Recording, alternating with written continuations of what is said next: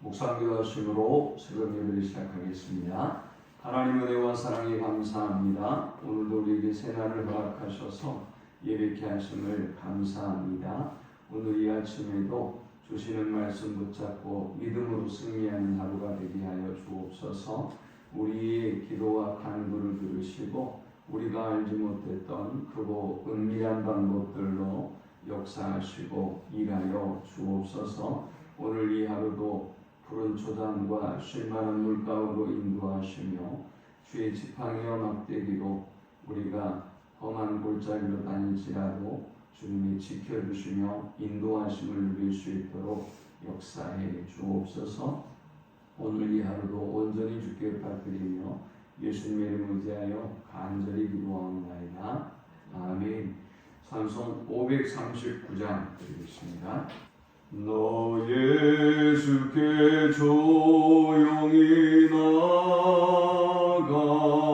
내 모든 짐 내려놓고 주 십자가 사랑을 믿어 죄 사함을 너 받으라. 주 예수께 조용히 나가 내 마음을 쏟아놓으라. 너를 미리 보시는 주님 그 은혜를 베푸시리. 주의 은혜를 입어 내 슬픔이 없어지리. 내 이웃을 사랑하여 너 받은 것 거저주라. 주 예수께 조용히 나가 내 마음을 쏟아놓으라. 너를 미리 보시는 주님 그 은혜를 베푸시리. 주 예수를 친구로 삼아 늘 내 옆에 모시오라. 그 영원한 생명 샘물에 내 마른 목 축이어라. 주 예수께 조용히 나가 내 마음을 쏟아놓으라. 너를 미리 보시는 주님 그 은혜를 베푸시리. 너 주님과 사귀어 살면 새 생명이 넘치리라. 주 예수를 찾는 이 앞에 참 밝은 빛 비추어라. 주 예수께 조용히 나가 내 마음을 쏟아놓으라. 늘 미리 보시는 주님 그 은혜를 베푸시리. 아멘. 오늘 이 시간에 주시는 살아계신 하나님의 말씀은 신약성경 누가복음 5장 12절에서 26절의 말씀입니다.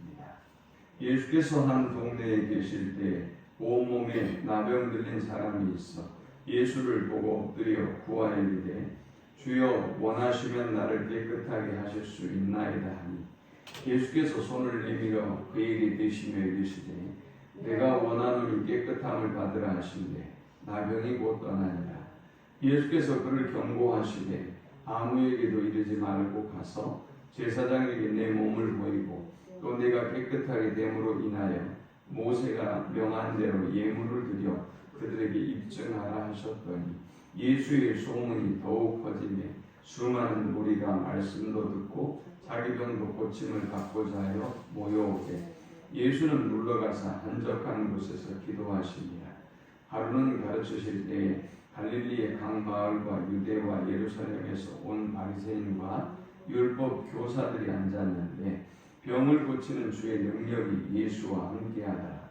한 중풍병자를 사람들이 침상에 메고 와서 예수 앞에 들여놓고자 하였으나 무리 때문에 메고 들어갈 길을 얻지 못한지라 지붕에 올라가 기와를 벗기고 병자를 침상째 무리 가운데로 예수 앞에 달아내리니 예수께서 그들의 믿음을 보시고 이르시되 이 사람아 내 죄사함을 받았느니라 하시니 서기관과 바리새인들이 생각하여 이르되 이 신성 모독하는 자가 누구냐 오직 하나님 외에 누가 능히 죄를 사하겠느냐.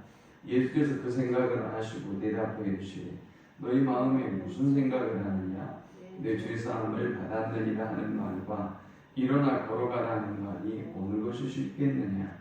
그러나 인자가 땅에서 죄를 사하는 권세가 있는 줄을 너희로 알게 하리라 하시고 중풍병자에게 말씀하시되 내가 내게 이르노니 일어나 내 침상을 가지고 집으로 가라 하시매 그 사람이 그들 앞에서 곧 일어나 그 누웠던 것을 가지고 하나님께 영광을 돌리며 자기 집으로 돌아가니 모든 사람이 놀라 하나님께 영광을 돌리며 심히 두려워하되 오늘 우리가 놀라운 일을 보았다 하니라. 아멘.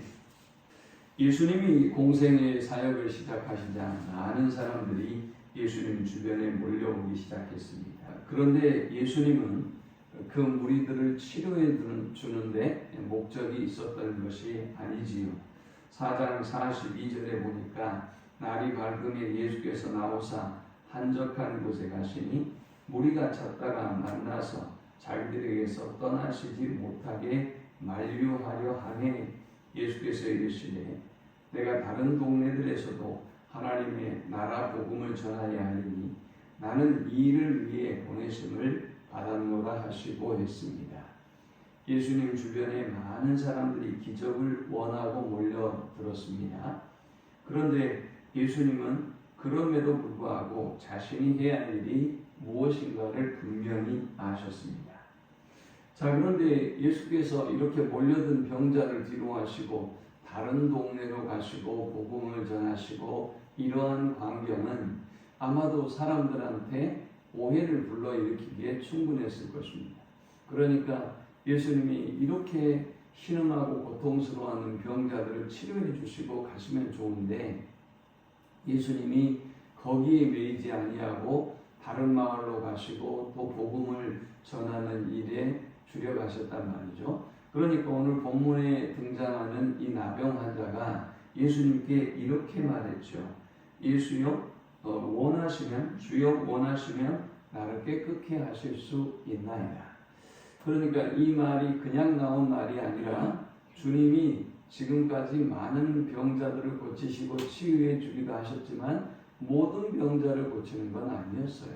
그래서 주님은 복음을 전하는 일을 위해서 다른 마을로 가시기도 하셨기 때문에 이 나병 환자가 이렇게 주님 앞에 호소하고 있는 것이죠.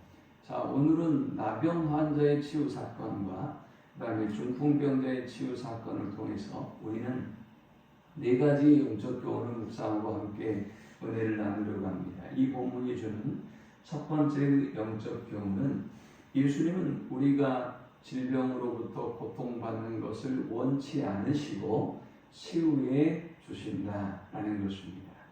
자, 이 나병 환자의 질문처럼 우리는 그런 질문을 합니다. 예수님, 제가 지금 이곳이 좋지 않은데 여기가 아프고 힘이 든데 예수님 치료해 주세요 라고 우리가 기도는 하죠.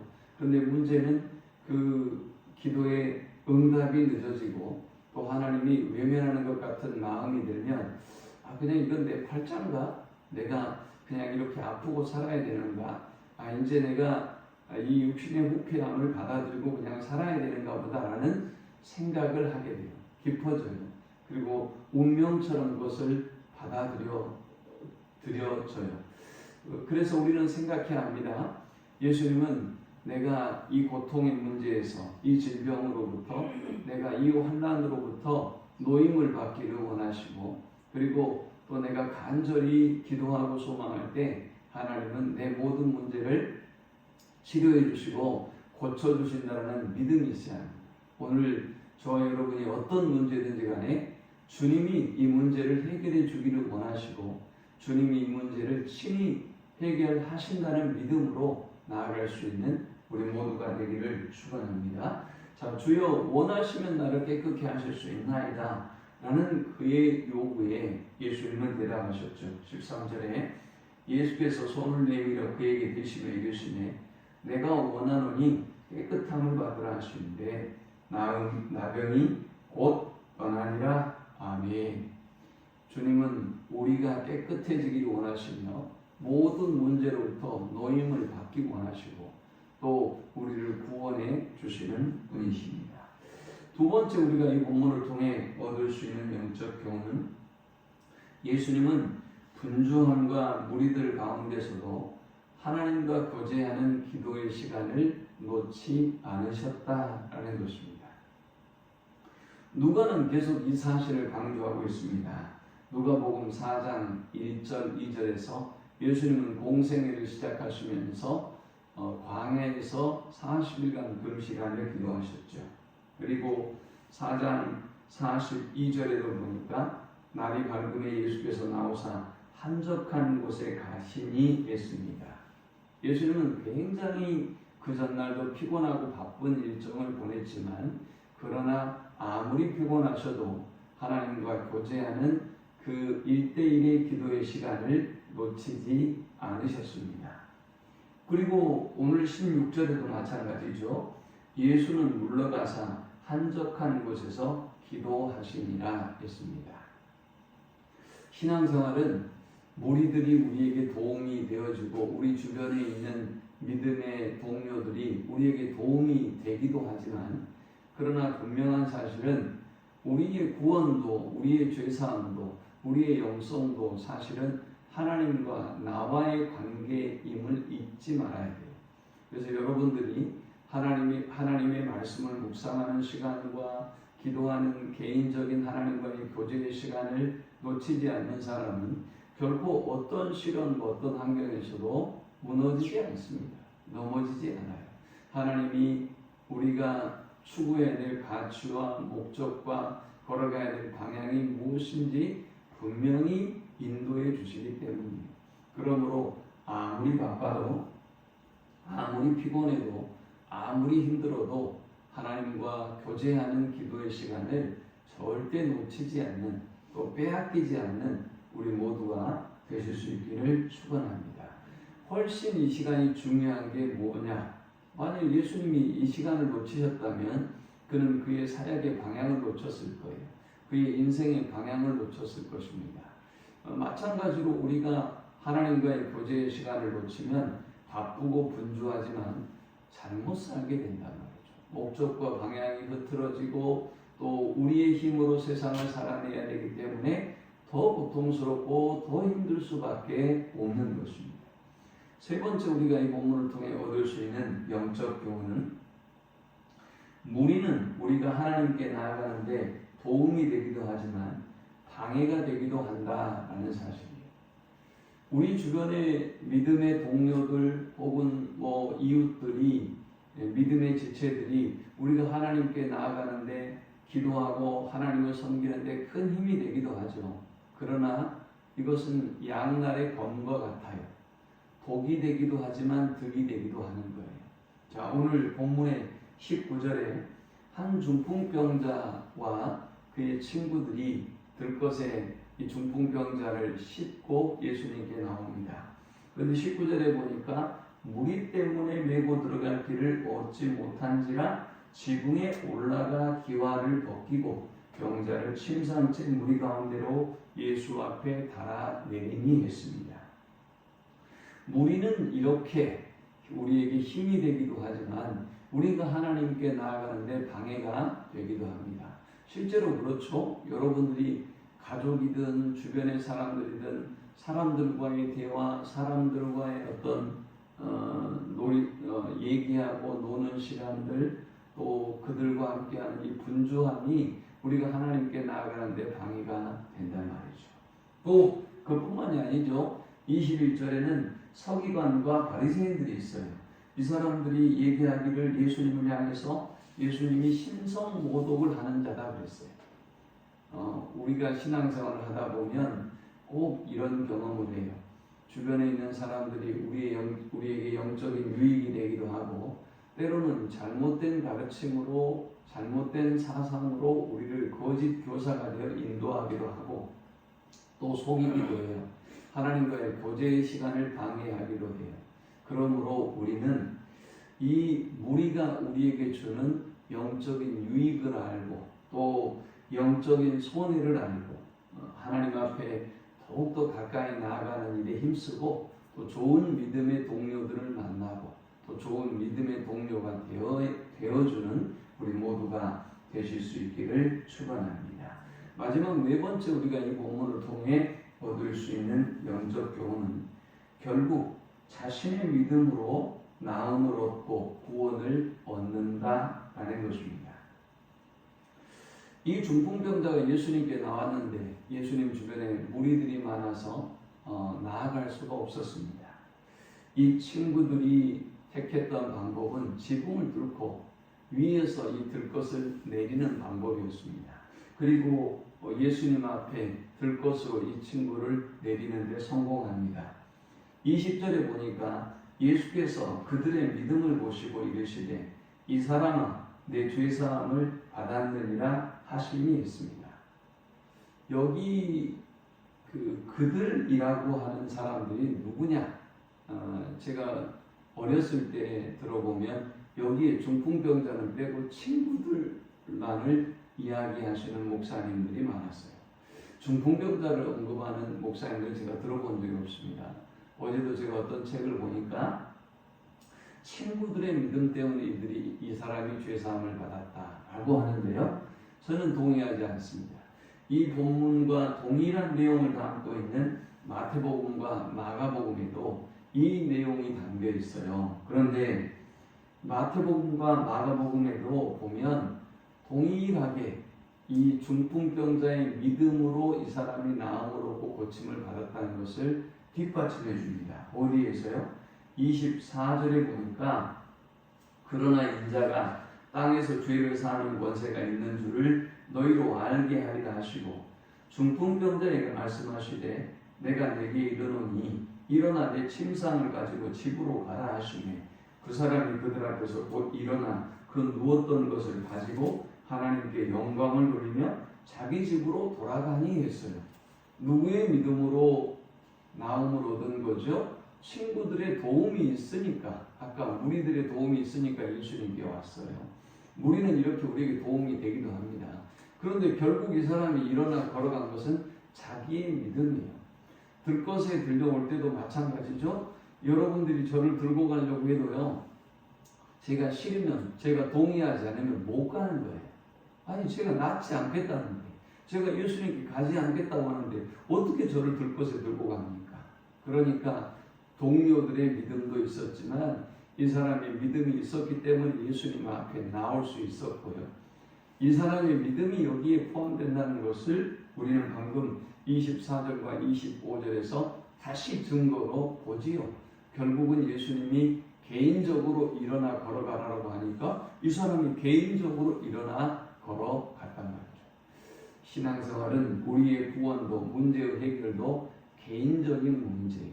다른 사람이 천국 간다고 해서 내가 가는 것도 아니고요. 교인들이 천국 간다고 해서 내가 가는 것도 아니에요. 누가 또 은혜를 받는다고 해서 내가 은혜를 받는 것도 아니에요.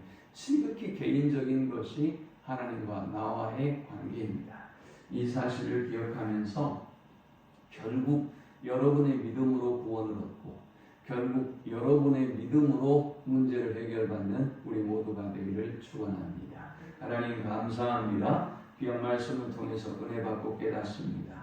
오늘 나음을 입고 또 제사함을 받았던 이 중풍병자처럼 우리가 주께 어떤 고난과 어려움 가운데도 더욱더 가까이 나아가게 하여 주옵소서. 무리로 인하여 하나님께 나아가는데 방해받지 않게 하시고 핑계치 아니하게 하시며 예수님처럼 날마다 기도하는 일에 힘쓰고 하나님이 기뻐하는 일에 힘쓰는 우리가 되도록 인도해 주옵소서.